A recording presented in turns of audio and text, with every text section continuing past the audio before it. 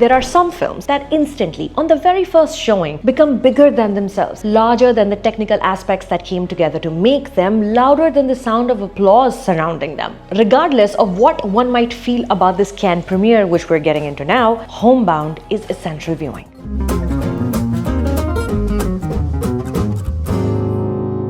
Hey all, my name is Sucharita. Welcome back to my channel where we're regularly sharing coverage from the Cannes Film Festival where I still am. Today we're talking about the only Indian feature film selected to compete at the festival. Let you be misled by press releases and Instagram posts. Officially selected to compete in the Uncertain Regard category this year is Neeraj Ghaywan's Homebound, starring Ishaan Khattar, Vishal Jetwa and Janhvi Kapoor in the lead roles. And welcome to Cannes. Returning to the same stage, the Debussy Theatre on the Croisette, a visibly emotional Neeraj Ghaywan introduced his film with an appeal for world peace and harmony. And hoping for peace around the world. With that thought, I steadied myself for what I knew was going to be a very emotional ride, knowing the source material that has inspired this film. Published in 2020, a long-form piece by author Basharat Peer narrated the story of two daily wage workers from Uttar Pradesh who attempted an arduous journey back from Surat to their village about 1700 kilometers away when the nation went into lockdown without notice, without preparation, nary a thought for the well-being of millions of daily wage workers left without means to sustain. To stop the spread of the virus, state borders were closed, all public transport was haphazardly stopped, Muslims were being targeted as super spreaders thanks to unrelenting misinformation campaigns carried out by the mainstream media. So amid all of this anarchy, Neeraj Ghaywan digs deeper. Before the people in this New York Times article Basharat Peer wrote became the subject of international news because of their misfortune and a viral photo, who were they? What were their hopes? What were their dreams? Who were their friends? Whom did they love? Running to catch a train to a city where they'll be able to sit for competitive exams to join the police force, Chandan Kumar and bestie Shoaib Ali meet Sudha Bharti, also waiting amid the crowds. Chandan, being a Dalit man, takes a beat before sharing his last name, fearing instant casteist rejection. However, he soon learns Sudha Bharti is an Ambedkarite too, and at ease they instantly become friends. A train arrives and everyone runs across the tracks dangerously to pile in.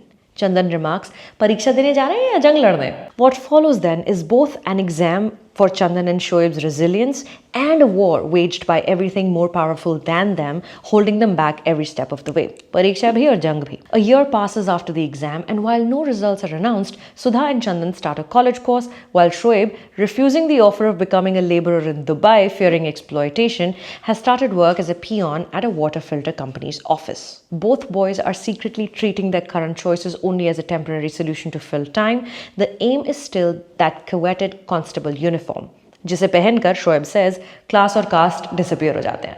Neeraj Ghaywan, co-writer Sumit Roy and dialogue writers Varun Grover and Sridhar Dubey then proceed to paint a picture of two very able, intelligent, fit and promising young men whom upward mobility constantly evades. Circumstances continually out of their control keep pulling them back to the starting line anytime they dare to sprint or even step towards a goal. You want a promotion at your job? Go get a degree. You want your father to receive a life-saving operation? Go get a job. Want to be included in social settings? Declare your family's legal status. Want to be considered part of the community? Keep a distance. Don't touch my food and stay where your kind is supposed to. You know, I was thinking at this festival, for a non-Indian viewer unfamiliar with the outlawed yet widely practiced caste system in India, for a viewer who's been shielded by algorithms that curate news away from stories such as the deadly daily wage worker exodus during the pandemic, and whose understanding of Hindi cinema is shaped by what has been produced by Dharma in the past, Homebound might come across as a series of revelations about a country primarily known in the international cinema circles for song and dance. Neeraj Ghaywan's focus is on the nation, its youth, and the choices they have or rather lack.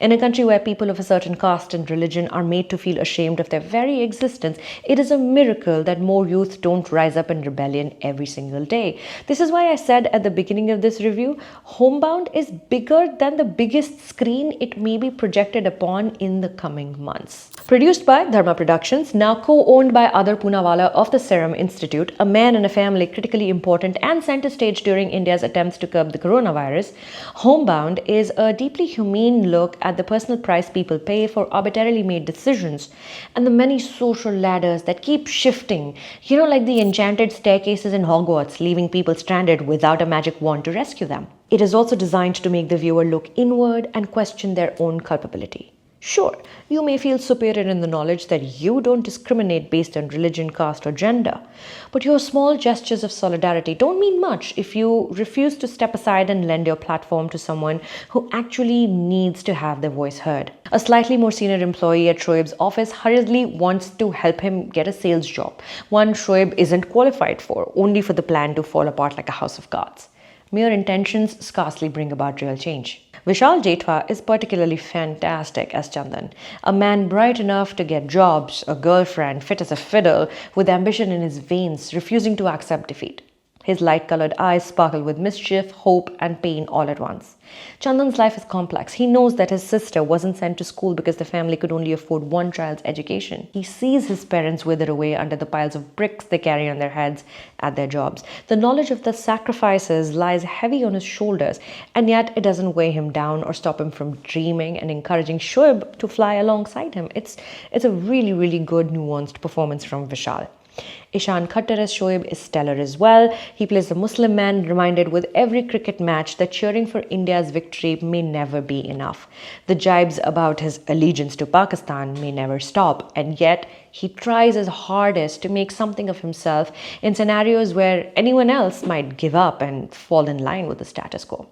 Are his rippling muscles perhaps shade distracting, pulling you away from the characters? Yes, maybe.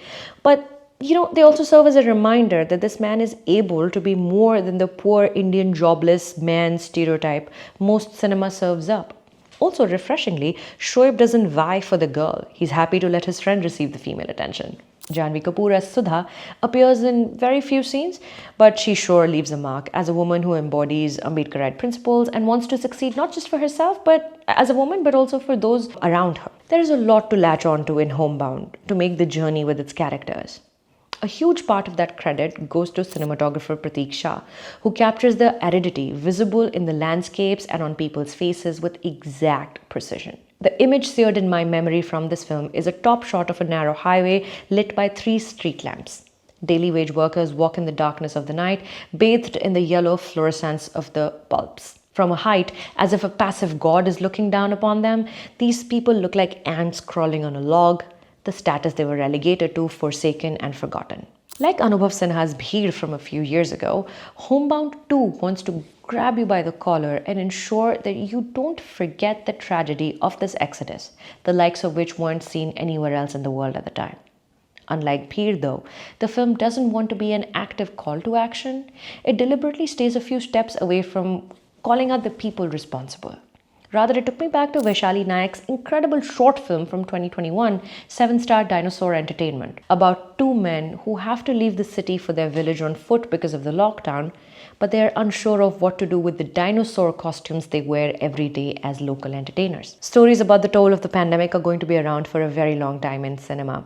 Humanity has barely recovered from the wounds inflicted upon us by the disease and by systemic apathy.